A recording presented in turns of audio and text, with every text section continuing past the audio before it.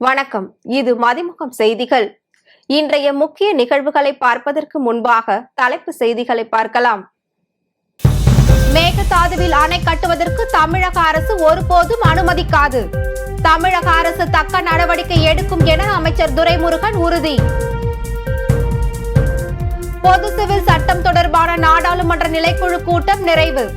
சட்டத்திற்கு திமுக, காங்கிரஸ் உள்ளிட்ட கட்சிகள் எதிர்ப்பு. மேட்டுப்பாளையம் நெல்லை சிறப்பு ரயிலை நிரந்தரமாக இயக்க வேண்டும். மதிமுக பொதுச் செயலாளர் வைகோ வலியுறுத்தல். சரத்பவாருடன் முதலமைச்சர் மு.க.ஸ்டாலின் தொலைபேசியில் பேச்சு. முழு ஆதரவு அளிப்பதாக முதலமைச்சர் உறுதி. ஜூலை 17, 18 தேதிகளில் எதிர்க்கட்சிகளின் இரண்டாவது ஆலோசனை கூட்டம் பெங்களூருவில் நடைபெறும் என காங்கிரஸ் அறிவிப்பு. முதலமைச்சர் மு.க.ஸ்டாலின் சென்னையில் கிரீம் சாலையில் உள்ள அப்பல்லோ மருத்துவமனையில் வழக்கமான பரிசோதனைக்காக அனுமதிக்கப்பட்டுள்ளார். மாதாந்திர உடல் பரிசோதனைக்காக அப்பல்லோ மருத்துவமனை சென்ற முதலமைச்சர் மு.க.ஸ்டாலின் வழக்கமான பரிசோதனைகளை மேற்கொண்டுள்ளதாக மருத்துவமனை தரப்பில் தகவல் தெரிவிக்கப்பட்டுள்ளது. பரிசோதனைகளை முடித்துக் கொண்டு நாளை முதலமைச்சர் வீடு திரும்புவதாக மருத்துவமனை தரப்பு தெரிவித்துள்ளது. மேகதாதுவில் அணை கட்டும் கர்நாடகாவின் முயற்சிகளை தமிழக அரசு முறியடிக்கும் என அமைச்சர் துரைமுருகன் தெரிவித்துள்ளார். கர்நாடக மாநில துணை முதல்வர் டி.கே. சிவக்குமார் மேகதாது அணையை கட்டப்போவதாக அறிவித்த நாளில் இருந்து தற்போது வரை தமிழகத்தை சேர்ந்த பல்வேறு அரசியல் கட்சி தலைவர்களும் கண்டனம் தெரிவித்து வருகின்றனர். இந்நிலையில் காவிரி நதிநீர் விவகாரம் தொடர்பாக முதலமைச்சர் மு.க.ஸ்டாலினை நீர்வளத்துறை அமைச்சர் துரைமுருகன் சந்தித்து ஆலோசனை நடத்தினார். இது தொடர்பாக அவர் வெளியிட்டுள்ள அறிக்கையில் மேகதாதுவில் அணை கட்டும் கர்நாடகாவின் முயற்சிகளை தமிழக அரசு முறியடிக்கும் என்றும் நீதிமன்றத்தில் வழக்கு விசாரணைக்கு வரும்போது வலுவான வாதங்களை முன்வைக்க போவதாக தெரிவித்தார். கர்நாடக அரசு உத்தேசித்துள்ள மேகதாது அணை கட்டும் திட்டம் நீதிமன்ற தீர்ப்புக்கு முரணானது என குறிப்பிட்டுள்ள அவர் நடப்பு ஆண்டு விவசாயத்திற்கு தடையின்றி நீர் வழங்க தேவையான நடவடிக்கைகளை அரசு எடுத்து வருவதாக தெரிவித்தார். இதற்கிடையே கர்நாடகாவில் மேகதாது அணையை கட்ட தமிழக அரசு எதிர்ப்பு தெரிவித்து வரும் நிலையில் அமைச்சர் துரைமுருகன் ஒன்றிய ஜல்சக்தி துறை அமைச்சரை சந்திக்க உள்ளதாக தகவல் வெளியாகியுள்ளது. முன்னதாக எதிர்க்கட்சி தலைவர் எடப்பாடி பழனிசாமி வெளியிடப்பட்டிருந்த அறிக்கையில் கர்நாடக மாநிலம் மேகதாதுவில் அணை கட்ட மேற்கொள்ளும் முயற்சிகளை முறியடிக்க வேண்டும் என்று வலியுறுத்தியுள்ளார். காவிரி டெல்டா பாசனத்திற்கு நீர் வழங்குவது குறித்து எதிர்க்கட்சி தலைவர் எடப்பாடி பழனிசாமியின் கருத்துக்கு பதிலளித்துள்ள அமைச்சர் துரைமுருகன் குறுவை சாகுபடிக்காக ஜூன் 12 தேதி மேட்டூர் அணை திறக்கப்பட்டு தொடர்ந்து நீர் வழங்கப்பட்டு வருவதாக தெரிவித்தார். சென்னை ராஜீவ்காந்தி மருத்துவமனையில் தவறான சிகிச்சையால் குழந்தை கை அகற்றப்பட்ட விவகாரத்தில் கவனக்குறைவு இருந்தால் நடவடிக்கை எடுக்கப்படும் என அமைச்சர் மா. சுப்பிரமணியன் தெரிவித்துள்ளார்.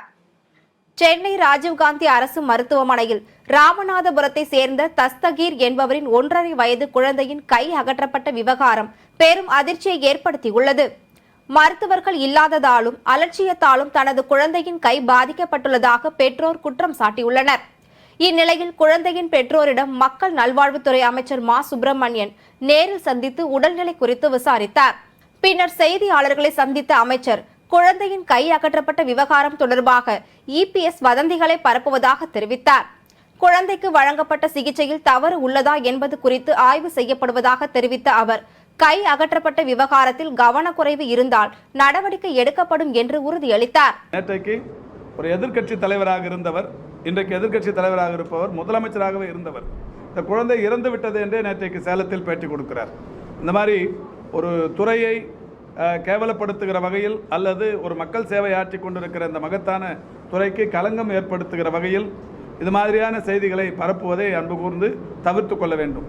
இல்லை எங்கேயாவது குறை இருந்தால் நடவடிக்கை எடுக்கவில்லை என்றால் நீங்கள் எப்போதும் கேட்கலாம். திறந்த ஒரு மிகப்பெரிய டிரான்ஸ்பரண்டான நிலையில் இந்த நிர்வாகம் இயங்கிக் கொண்டிருக்கிறது. சென்னையில் நியாய விலை கடைகளில் 4 தேதி முதல் தக்காளி விற்பனை செய்ய நடவடிக்கை எடுக்கப்படும் என கூட்டுறவுத்துறை அமைச்சர் பெரிய கருப்பன் தெரிவித்துள்ளார். தமிழகத்தில் கடந்த சில நாட்களாக தக்காளி விலை படிப்படியாக அதிகரித்து வருவது சாமானிய மக்களிடையே அதிர்ச்சியை ஏற்படுத்தியுள்ளது. இந்நிலையில் தக்காளி விலை உயர்வை கட்டுப்படுத்துவது தொடர்பாக சென்னை தலைமை செயலகத்தில் கூட்டுறவுத்துறை அமைச்சர் பெரிய கருப்பன் அதிகாரிகளுடன் ஆலோசனை நடத்தினார். பின்னர் செய்தியாளர்களை சந்தித்த அமைச்சர் இன்னும் 10 நாட்களுக்கு தக்காளி விலை குறைய வாய்ப்பு இல்லை என்பதால் விவசாயிகளிடம் இருந்து நேரடியாக தக்காளி கொள்முதல் செய்ய நடவடிக்கை எடுத்து உள்ளதாக தெரிவித்தார். மேலும் அனைத்து மாவட்டங்களிலும் நியாய விலை கடைகளில் தக்காளி விற்பனை செய்ய நடவடிக்கை எடுக்கப்படும் என்றும் அவர் தெரிவித்துள்ளார். அனைத்து குடும்பங்களிலும் பயன்படுத்தக்கூடிய உணவுப் பொருளான தக்காளியின் விலை உயர்வாக இருப்பதை நீங்களும் சுட்டிக்காட்டினீர்கள், நாங்களும் அறிந்திருக்கிறோம். அந்த அடிப்படையில் உயர்ந்த விலையை குறைப்பதற்கும் மேலும் அந்த விலை ஏற்றம் இல்லாமல் இருப்பதற்குமான ஆக்கப்பூர்வமான பணிகளை துறையினுடைய அலுவலர்களோடு கலந்து பேசி உரிய நடவடிக்கைகளை மாண்புமிகு முதலமைச்சர் அவர்களுடைய ஆலோசனையை பெற்று செயல்படுத்தி வருகிறோம். சென்னையில் 1 கிலோ தக்காளி 60க்கு விற்கும் தமிழ்நாடு அரசின் நடவடிக்கைக்கு தேமுதிக பொதுச் செயலாளர் விஜயகாந்த் வரவேற்றுள்ளார். எதிர்க்கட்சிகளின் 2வது ஆலோசனை கூட்டம் பெங்களூருவில் ஜூலை 17 மற்றும் 18ஆம் தேதிகளில் நடைபெறும் என காங்கிரஸ் அறிவித்துள்ளது. நாடாளுமன்ற தேர்தலில் பாஜகவுக்கு எதிராக எதிர்க்கட்சிகள் ஓரணியாக போட்டியிட முயற்சிகள் மேற்கொள்வது தொடர்பாக பீகார் முதலமைச்சர் நிதிஷ்குமார் எதிர்க்கட்சிகளை ஓரணியில் திரட்டும் முயற்சியில் ஈடுபட்டுள்ளார். இதற்காக பீகார் மாநில தலைநகர் பாட்னாவில் கடந்த 23ஆம் தேதி எதிர்க்கட்சி தலைவர்களின் கூட்டம் நடைபெற்றது. இந்த கூட்டத்தில் மல்லிகார்ஜுன கார்கே, ராகுல் காந்தி, முதலமைச்சர் மு.க.ஸ்டாலின் உள்ளிட்ட 16 எதிர்க்கட்சி தலைவர்கள் பங்கேற்றனர். இதனைத் தொடர்ந்து எதிர்க்கட்சிகளின் அடுத்த கூட்டம் ஜூலை 17 மற்றும் 18ஆம் தேதிகளில் பெங்களூருவில் நடைபெறும் என காங்கிரஸ் அறிவித்துள்ளது. மேட்டுப்பாளையம் நெல்லை சிறப்பு ரயிலை நிரந்தரமாக இயக்க வேண்டும் என மதிமுக பொதுச் செயலாளரும் மாநிலங்களவை உறுப்பினருமான வைகோ வலியுறுத்தியுள்ளார். மேட்டுப்பாளையம் நெல்லை சிறப்பு ரயிலில் கடந்த 5 மாத காலத்தில் 34,167 பேர் பயணித்துள்ளதாகவும் இதன் மூலம் ரயில்வே துறைக்கு 1,56,000 வருவாய் கிடைத்துள்ளதாகவும் தகவல் அறியும் உரிமை சட்டத்தின்படி கிடைத்த தகவல் தெரிவிப்பதை வைகோ சுட்டிக்காட்டியுள்ளார். இந்த வாராந்திர சிறப்பு ரயிலை வாரம் 2 முறை இயக்குவதுடன் இந்த மாதத்திற்கு பிறகு நிரந்தரமாக இயக்குவதற்கும் நடவடிக்கை எடுக்க வேண்டும் எனவும் வைகோ கேட்டுக் கொண்டுள்ளார். கொரோனா காலத்தில் நிறுத்தி வைக்கப்பட்ட 324 பயணியர் ரயில்களில் 316 ரயில்கள் சிறப்பு ரயில்கள் என்ற பெயரில் மீண்டும் இயக்கப்படுவதாக தெரிவித்துள்ள வைகோ, அவைகளில் 3 மடங்கு அதிக கட்டணம் வசூலிக்கப்படுவதாக வருத்தம் தெரிவித்தார்.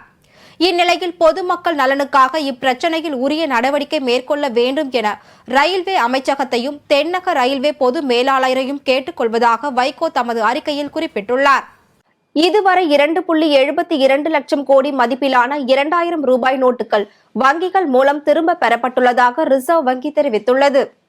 பொது சிவில் சட்டம் தொடர்பாக நாடாளுமன்ற நிலைக்குழுவின் சட்டம் மற்றும் நீதித்துறை கூட்டம் நடைபெற்றது. இந்த ஆலோசனை கூட்டத்தில் நாட்டில் பொது சிவில் சட்டம் கொண்டு வருவது தொடர்பாக மற்றும் பொது சிவில் சட்ட மசோதா குறித்து நிலைக்குழு ஆலோசனை மேற்கொள்ளப்பட்டது. வரும் நாடாளுமன்ற மழைக்கால கூட்டத்தொடரில் பொது சிவில் சட்ட மசோதாவை தாக்கல் செய்ய ஒன்றிய அரசு திட்டமிட்டுள்ள நிலையில் பொது சிவில் சட்டத்திற்கு பலர் எதிர்ப்பு தெரிவித்து வருகின்றனர். தேர்தலுக்கு 300 நாட்களே இருக்கும் நிலையில் பொது சிவில் சட்டத்தில் அவசரம் ஏன் என்று திமுக, காங்கிரஸ் கட்சிகள் கேள்வி எழுப்பியுள்ளது.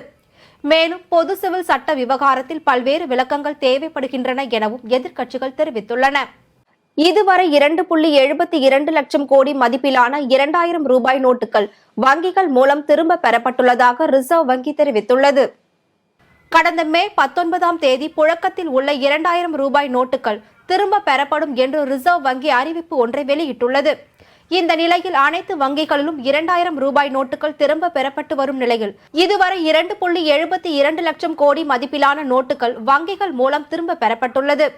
76% வங்கிகளில் டெபாசிட் மூலமும் 13% மற்ற மதிப்பு நோட்டுகளாக மாற்றப்பட்டதன் மூலமும் திரும்ப பெறப்பட்டுள்ளதாகவும் தெரிவித்துள்ளது. செப்டம்பர் 30ஆம் தேதி வரை கால அவகாசம் உள்ளதால் கடைசி நேர பரபரப்பை தவிர்க்க பொதுமக்கள் முன்கூட்டியே மாற்றிக்கொள்ள அறிவுறுத்தியுள்ளது. தனது முழு ஆதரவும் தங்களுக்கு உண்டு என தேசியவாத காங்கிரஸ் தலைவர் சரத் பவாரிடம் முதலமைச்சர் மு.க.ஸ்டாலின் உறுதியளித்துள்ளார். மற்றும் தேசியவாத காங்கிரஸ் கட்சியின் எம்எல்ஏக்கள் சிலர் ஆளும் சிவசேனா மற்றும் பாஜக கூட்டணியில் இணைந்துள்ளனர். இதையடுத்து தேசியவாத காங்கிரசின் செயல் தலைவர் பதவியில் இருந்து பிரபுல் பட்டேல் நீக்கப்பட்டுள்ளார். அதேபோல் எம்பி சுனில் தாக்கரேவையும் தேசியவாத காங்கிரஸ் கட்சியின் அடிப்படை உறுப்பினர் பதவியில் இருந்து நீக்கி சரத்பவார் உத்தரவிட்டுள்ளார். இந்நிலையில் சரத்பவாருடன் தொலைபேசியில் பேசிய முதலமைச்சர் மு.க.ஸ்டாலின் தனது முழு ஆதரவும் தங்களுக்கு உண்டு என உறுதியளித்துள்ளார். இதற்கிடையே சென்னை தலைமை செயலகத்தில் நடைபெற்ற சாலைகள் மற்றும் பாலங்கள் தொடர்பான ஆய்வுக் கூட்டத்தில் பேசிய முதலமைச்சர் மு.க.ஸ்டாலின் மாநிலத்தின் வளர்ச்சிக்கு சாலைகளும் பாலங்களும் மிகவும் இன்றியமையாதவை என தெரிவித்தார். அதேபோல் காகிதமில்லா சட்டப்பேரவை திட்டத்தை விரைவாகவும் சிறப்பாகவும் செயல்படுத்தியதற்காக ஒன்றிய நாடாளுமன்ற விவகார அமைச்சகம் வழங்கிய பாராட்டு சான்றிதழை சபாநாயகர் அப்பாவு முதலமைச்சர் மு.க.ஸ்டாலினிடம் காண்பித்து வாழ்த்து பெற்றார்.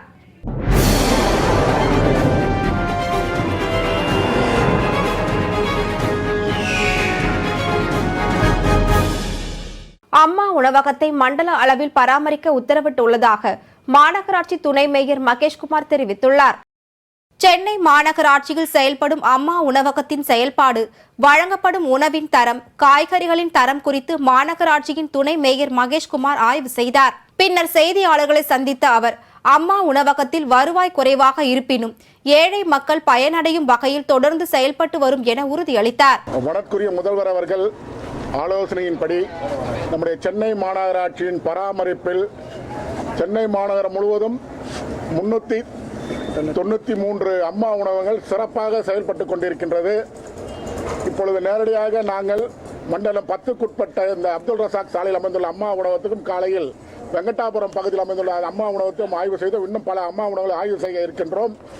எதிர்க்கட்சியினர் தவறான ஒரு பிரச்சாரத்தை மேற்கொண்டுள்ள சூழலில் வணக்குரிய முதல்வர் அவர்கள் பதவியேற்ற நாள் முதல் இந்த அம்மா உணவகம் முன்னாள் முதல்வர் பெயர் அமர்ந்திருந்தாலும் கூட அது ஏழை எளிய மக்கள் பயனளிக்கின்ற வகையில் இருக்கின்ற காரணத்தால் அதை தொடர்ந்து அதை நடத்திடுங்கள் என்று அவர் உத்தரவிட்டதன் அடிப்படையில் தொடர்ந்து மிக சிறப்பாக இந்த அம்மா உணவகம் செயல்பட்டுக் கொண்டிருக்கின்றது.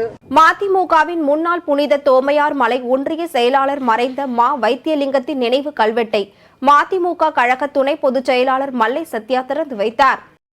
மறுமலர்ச்சி திராவிட முன்னேற்ற கழகத்தின் முன்னாள் புனித தோமையார் மலை ஒன்றிய செயலாளரும் செங்கல்பட்டு வடக்கு மாவட்ட செயலாளருமான மாவை மகேந்திரனின் தந்தையுமான மறைந்த வைத்தியலிங்கத்தின் நினைவு கல்வெட்டை கழக துணை பொதுச் செயலாளர் மல்லை சத்யா திறந்து வைத்தார். இந்நிகழ்வில் தாம்பரம் மாநகர மேயர் ஜி காமராஜர், திமுக பகுதி செயலாளர் ஜெயக்குமார், செங்கல்பட்டு வடக்கு மாவட்ட நிர்வாகிகள் காரை செல்வராஜ், கா செல்வம் நாராயணன், குரோம்பேட்டை நாசர் உள்ளிட்ட பல்வேறு மதிமுக நிர்வாகிகள் பங்கேற்றனர். ஆளுநர் RN ரவியை பதவி நீக்கம் செய்ய வலியுறுத்தி வடசென்னை மேற்கு மாவட்ட பகுதியில் மதிமுக சார்பில் கையெழுத்து இயக்கம் நடைபெற்றது.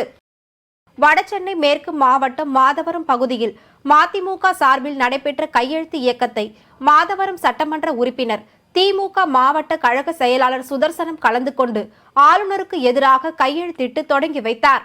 இந்நிகழ்வில் மாவட்ட பொருளாளர் ஆனந்தன், பொதுக்குழு உறுப்பினர் பன்னீர்செல்வம், மாதவரம் மேற்கு பகுதி செயலாளர் கோபி உள்ளிட்டோர் கலந்து கொண்டு ஆளுநருக்கு எதிராக கையெழுத்திட்டனர். அமைச்சரை நீக்கும் அதிகாரம் ஆளுநருக்கு கிடையாது என மதிமுக துணை பொதுச் செயலாளர் மல்லை சத்யா தெரிவித்துள்ளார். செங்கல்பட்டு வடக்கு மாவட்டம் குன்றத்தூர் வடக்கு ஒன்றியத்தில் மதிமுக சார்பில் ஆளுநருக்கு எதிராக கையெழுத்து இயக்கம் நடைபெற்றது. இந்நிகழ்ச்சியில் மதிமுக துணை பொதுச் செயலாளர் மல்லை சத்யா கலந்து கொண்டு கையெழுத்து இயக்கத்தை தொடங்கி வைத்தார். இந்நிகழ்ச்சியில் மதிமுக செங்கல்பட்டு வடக்கு மாவட்ட செயலாளர் மகேந்திரன், மாவட்ட கழக துணை செயலாளர் மாங்காடு முருகன், குன்றத்தூர் வடக்கு ஒன்றிய கழக செயலாளர் சுகன் மற்றும் திமுக, விசிக, கம்யூனிஸ்ட் உள்ளிட்ட கூட்டணி கட்சி நிர்வாகிகள் கலந்து கொண்டு ஆளுநருக்கு எதிராக கையெழுத்திட்டனர். அதனைத் தொடர்ந்து மதிமுக கழக கொடி ஏற்றும் நிகழ்ச்சி, ஒன்றிய அலுவலகம் திறப்பு விழா, புதிய ஒன்றிய நிர்வாகிகளுக்கு பாராட்டு விழா என முப்பெரும் நிகழ்ச்சியில் மல்லை சத்யா கலந்து கொண்டு சிறப்பித்தார். அப்போது பேசிய மல்லை சத்யா, ஆளுநர் பதவி பிரமாணம் மட்டுமே செய்து வைக்க முடியும், அமைச்சர் பதவியில் இருந்து அமைச்சரை நீக்கும் அதிகாரம் ஆளுநருக்கு கிடையாது என கூறினார். ஆளுநர் ரவியினுடைய நடவடிக்கை என்பது அடாவடித்தனமான நடவடிக்கை. அவர் கான்ஸ்டிடியூஷனையே பிரேக் பண்ற அளவு தான் அவருடைய சட்டவிரோதமான செயல்பாடுகள் நடந்து கொண்டிருக்கிறது.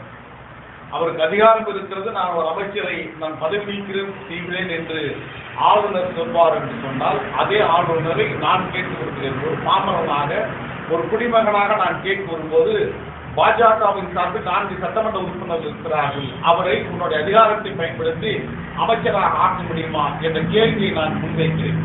அது முடியாது என்று சொன்னால், அதே போன்றுதான் ஒரு அமைச்சரை பதவி நீக்கம் செய்வதற்கு உனக்கு உரிமை இல்லை. கல்யாணம் செய்கின்ற தகுதி வேலை செய்கின்றவரே விவகாரத்தில் நானே செய்வேன் என்று சொல்வது ஏற்றுக்கொள்ள முடியாது. எனவே அடாவடித்தனமான ஒரு இந்தியாவுடைய கான்ஸ்டிடியூஷனை ஏற்றுக்கொண்டு அது மூலமாக உறுதிமொழி ஏற்றுக்கொண்டிருக்கின்ற RN ரவி அதை குறைந்தபட்சம் தெரிந்து கொள்ளாமல் ஒரு ஆளுநராக இருக்கிறார். இவர் இருப்பது இந்திய அரசியலமைப்புக்கு எதிரானது. பல்வேறு மாவட்டங்களில் நடைபெற்ற தகவல்களை களத்தில் மதிமுகம் பகுதியில் பார்க்கலாம்.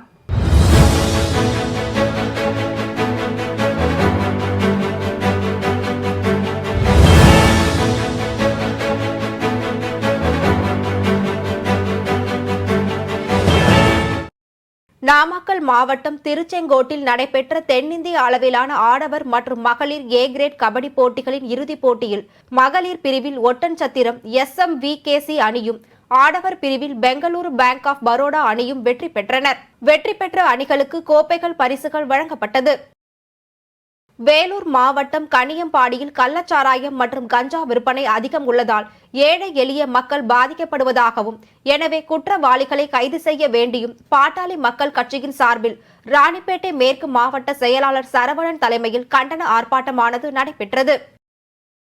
திருவண்ணாமலை மாவட்டம் அதன் சுற்றுவட்டார பகுதிகளில் அதிக அளவு சிறுதானிய பயிரான கம்பு பயிரிட்டு தற்போது அறுவடைக்கு தயாராக உள்ள நிலையில் அதற்கான அதிக விலை கிடைக்கும் என விவசாயிகள் நம்பிக்கை தெரிவித்து வருகின்றனர். மேலும் விவசாயிகளுக்கு வேளாண் அலுவலகத்தில் உரிய நேரத்தில் விதை பொருட்கள் மற்றும் அதற்கான இடுபொருட்கள் வழங்க வேண்டும் எனவும் அப்பகுதி விவசாயிகள் கோரிக்கை விடுத்துள்ளனர். கரூர் மாவட்டம் அருள்மிகு ஸ்ரீ கற்பக விநாயகர் ஆலயத்தில் மகா கும்பாபிஷேக விழா வெகு விமர்சையாக நடைபெற்றது. முன்னதாக 4ஆம் கால யாக பூஜை மகா பூர்ணாகாதியுடன் செய்யப்பட்டு கோபுர கலசத்திற்கு புனித நீர் ஊற்றி மகா கும்பாபிஷேக விழா நடைபெற்றது.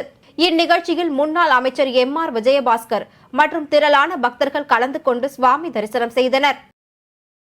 அரியலூர் மாவட்டம் ஜெயங்கொண்டம் அருகே சாலையில் நின்றவரிடம் மது அருந்துவதற்கு கத்தியை காட்டி மிரட்டி பணத்தை பறித்து சென்ற இளைஞரை காவல்துறையினர் கைது செய்தனர். மாணவர்கள் போதைப் பொருட்களுக்கு அடிமையாவதை தடுக்கும் வகையிலும் போலி மதுபானம் கள்ளச்சாராயத்தை தவிர்க்க வலியுறுத்தியும் திருப்பூர் மாவட்டத்தில் மதுவிலக்கு மற்றும் ஆயத்தீர்வைத்துறை சார்பில் நடைபெற்ற பேரணியை மாவட்ட ஆட்சித்தலைவர் கிறிஸ்துராஜ் கொடியசைத்து துவக்கி வைத்தார். கரூர் அடுத்த வெண்ணெய்மலை பகுதியில் அமைந்துள்ள தனியார் கலை அறிவியல் கல்லூரியில் 2023-2024 ஆண்டுக்கான முதலாம் ஆண்டு பட்ட வகுப்புகள் துவக்க விழா நடைபெற்றது.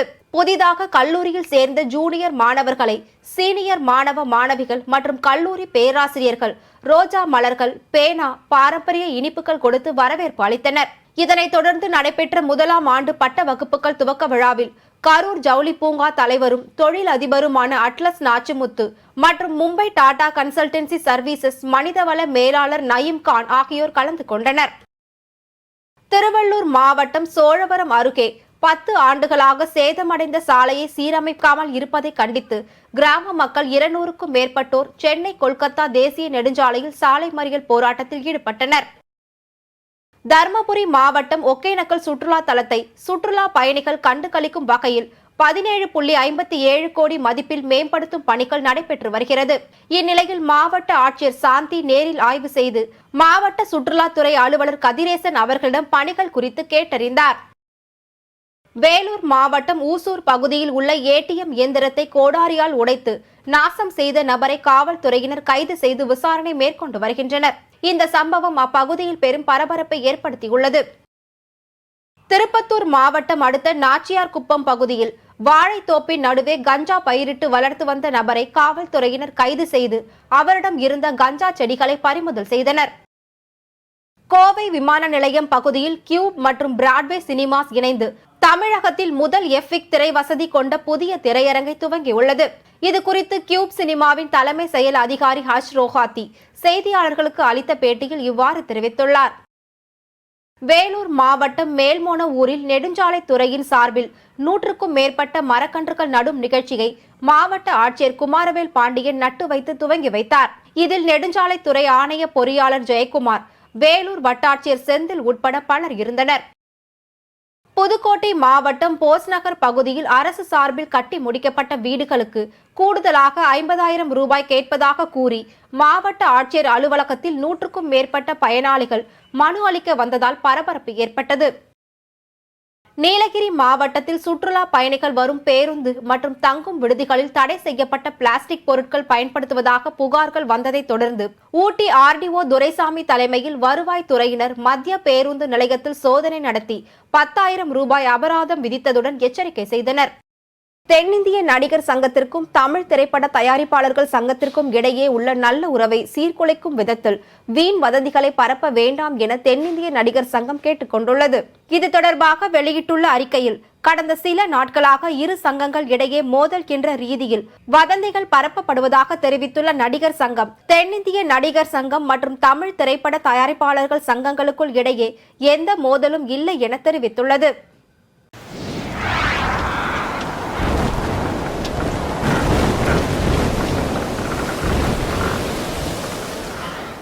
தமிழகத்தில் 12 மாவட்டங்களில் கனமழைக்கு வாய்ப்பு உள்ளதாக சென்னை வானிலை ஆய்வு மையம் அறிவித்துள்ளது. தமிழகம், புதுச்சேரி மற்றும் காரைக்காலில் ஓரிரு இடங்களில் ஜூலை 7ஆம் தேதி வரை இடி மின்னலுடன் கூடிய லேசானது முதல் மிதமான மழை பெய்யக்கூடும் என்றும், நீலகிரி மற்றும் கோயம்புத்தூர் மாவட்டங்களில் ஓரிரு இடங்களில் கன முதல் மிக கனமழையும் பெய்ய வாய்ப்பு உள்ளதாகவும் தெரிவிக்கப்பட்டுள்ளது. விழுப்புரம், செங்கல்பட்டு, காஞ்சிபுரம், ராணிப்பேட்டை உள்ளிட்ட 10 மாவட்டங்களில் ஓரிரு இடங்களில் கனமழை பெய்ய வாய்ப்பு உள்ளதாகவும் வானிலை ஆய்வு மையம் கூறியுள்ளது.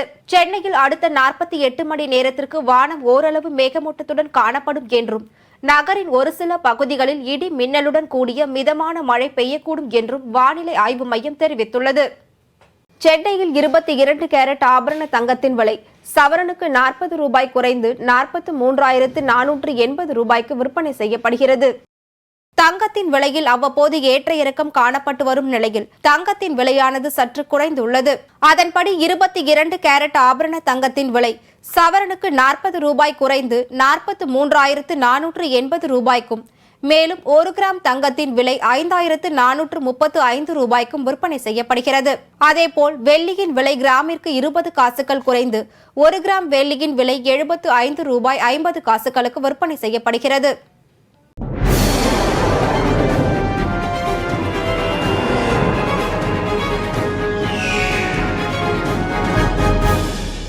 ரஷ்ய படைகளிடம் இருந்து 37 சதுர கிலோமீட்டர் பரப்பளவிலான பகுதியை மீண்டும் கைப்பற்றியதாக உக்ரைன் தெரிவித்துள்ளது. இதுகுறித்து பேசிய அந்நாட்டு பாதுகாப்புத்துறை இணையமைச்சர் கன்னா மல்யார், மேற்கத்திய நாடுகள் வழங்கிய ஆயுதங்களை கொண்டு நடத்திய எதிர்த்தாக்குதல் மூலமாக கடந்த வாரத்தில் 37 சதுர கிலோமீட்டர் நிலத்தை உக்ரைன் படைகள் கைப்பற்றியதாக கூறினார். மெலிட்டோபோல் மற்றும் பெர்டியன்ஸ்க் பகுதிகளில் உக்ரைன் படைகள் முன்னேறி இருப்பதாக தெரிவித்த அவர், போரின் முக்கிய பகுதியாக திகழும் பக்முட் நகரில் உக்ரைன் கடுமையாக போரிட்டு வருவதாகவும் கூறினார். மீண்டும் தலைப்புச் செய்திகள். மேகதாதுவில் அணை கட்டுவதற்கு தமிழக அரசு ஒருபோதும் அனுமதிக்காது. தமிழக அரசு தக்க நடவடிக்கை எடுக்கும் என அமைச்சர் துரைமுருகன் உறுதி. பொது சிவில் சட்டம் தொடர்பான நாடாளுமன்ற நிலைக்குழு கூட்டம் நிறைவு. சட்டத்திற்கு திமுக, காங்கிரஸ் உள்ளிட்ட கட்சிகள் எதிர்ப்பு. மேட்டுப்பாளையம் நெல்லை சிறப்பு ரயிலை நிரந்தரமாக இயக்க வேண்டும். மதிமுக பொதுச் செயலாளர் வைகோ வலியுறுத்தல். சரத்பவாருடன் முதலமைச்சர் மு.க. ஸ்டாலின் தொலைபேசியில் பேச்சு. முழு ஆதரவு அளிப்பதாக முதலமைச்சர் உறுதி. ஜூலை 17, 18ஆம் தேதிகளில் எதிர்க்கட்சிகளின் 2வது ஆலோசனை கூட்டம் பெங்களூருவில் நடைபெறும் என காங்கிரஸ் அறிவிப்பு. இத்துடன் செய்திகள் நிறைவடைந்தன. மீண்டும் செய்திகள் பிற்பகல் 1:30 மணிக்கு. மேலும் செய்திகளை தெரிந்து கொள்ள மதிமுகம் பிரைம் யூடியூப் தளத்தில் இணைந்திருங்கள்.